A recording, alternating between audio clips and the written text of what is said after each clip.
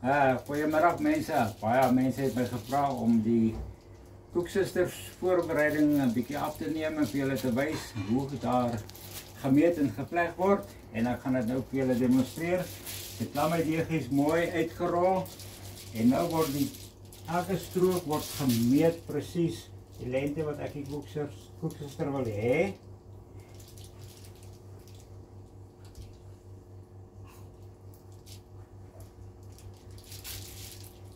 Oké, my koeksister gaan nou so 7 cm lank wees en dan word hy deurgesny in stroke.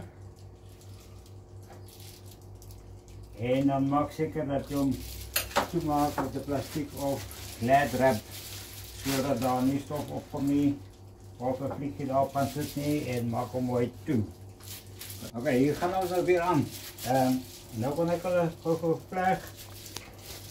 Jy vat een van jou strookjes.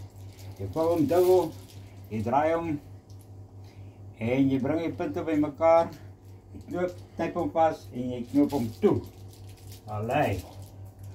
Zo maak je elke keer. Zo als ik bak, dan maak ik zo 400 van hulle op een slag. Niet op een slag, niet zo op één baksel. Dus hij rolt hem zelf op, zoals een skoenriem. Als je hem zo oprolt. En ja, je kan hem uitdruk, die lengte wat je je koeksister wil hê. Je kan hem snijden, kort, lang, maar dun. Maar je zal zien dat hulle allemaal is precies even lang. En wanneer ek hulle gaan bak, gaan allemaal even groot wees. Kleintjies, word uitgegooid in een ander pakje gezet. Dit wordt nou maar in een ander pakje als cocktails verkoop. Want de cocktail is een beetje kleiner als hierdie wat ik nou maak. Oké, ik ga nu net gou 10 pele doen. En dan gaan ik hem in die olie zetten. Dat jullie kan zien, een dame het ook gevraagd hoekom skuim maak koeksisters so baie skuim. Nou, hy skuim omdat daar of te veel vog in jou koeksisters is. Of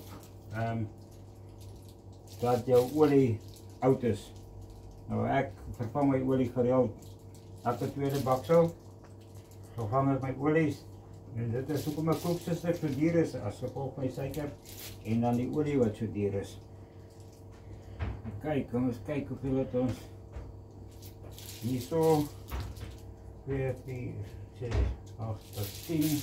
Net my temperatuur kyk, jou temperatuur wat is reg, so ek gaan vir julle nou 10 op een slag net in die olie sit. Ek sit hulle in my sif, dat hulle nie aan mekaar vasthou nie. Sit dit in daar. En nou, sê jy sien, daar is nie baie skuim nie. Dit is vars olie. Daar is nie oormaat water in my deeg nie. En ja, so gaan dit nou tot dit dan nou gaar is.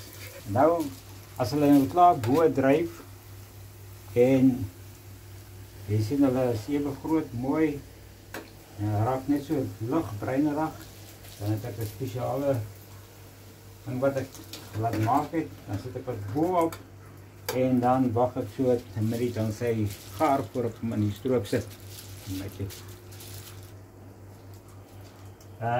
Terwyl hy nou besig is om gaar te raak, kan ek sommer nou nog 'n klompie vleg en gereed maak om dit in die olie te sit sodra daai koeksistertjies uitkom.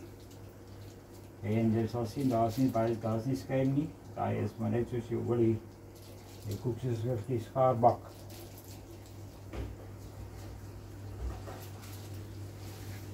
En as ek nou as jy nou jou temperatuur weet en hoe lang moet hulle aanbly, dan kyk jy hulle maar net so nou en dan of hulle bruin is. Nou is nou nog nie bruin genoeg nie.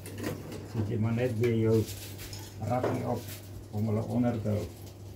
Anders word hulle net aan die een kant gaar en ja, dan gaan die mense baie gou voel klaar, jou koeksisters is droog binnekant.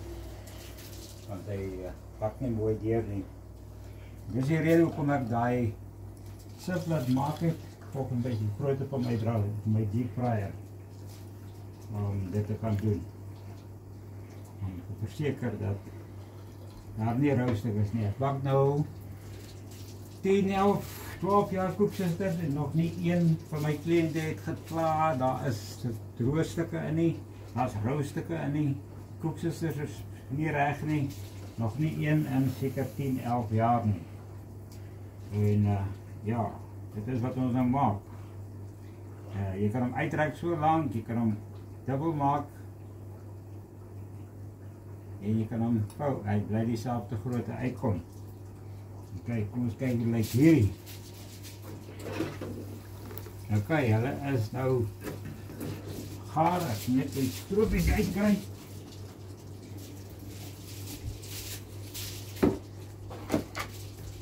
Ok, nou hierdie deel het julle nou al allemaal gesien.